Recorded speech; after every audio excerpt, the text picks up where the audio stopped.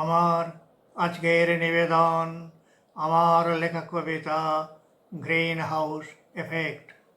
জোর খবর, জোর খবর, হুঁশিয়ার সবাই, পৃথিবীর উত্তাপ বাড়ছে, বরফ গলছে, সমুদ্রের জলস্তর ঊর্ধ্বমুখী, ভূখণ্ডের নিচু এলাকা অচিরেই জলমগ্ন হবে।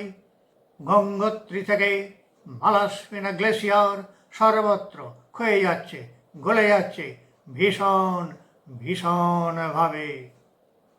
কিন্তু মানুষ সচেতন কি?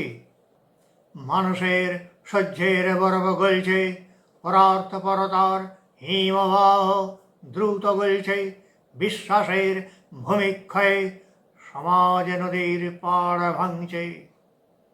স্নেহ মমতার ভূমিখণ্ডকে স্বার্থের জলস্তর গ্রাস করছে।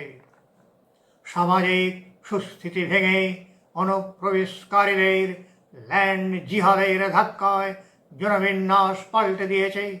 হিংস্র মৌলবাদের তেজস্ক্রিয়তায় আমরা সকলে আচ্ছন্ন, ক্ষতিগ্রস্ত। এই তেজস্ক্রিয়তা যাতে কোনো ক্রমে সৃষ্টি না হয়, তার কি কোনো প্রতিষেধক ব্যবস্থা আছে?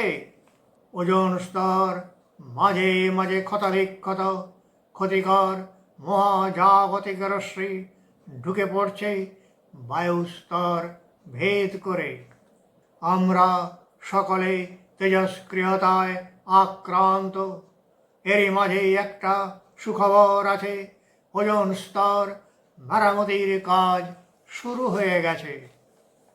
কিন্তু গ্রিন হাউস এফেক্ট যাতে আর না হয়, তার কাজ কবে শুরু হবে?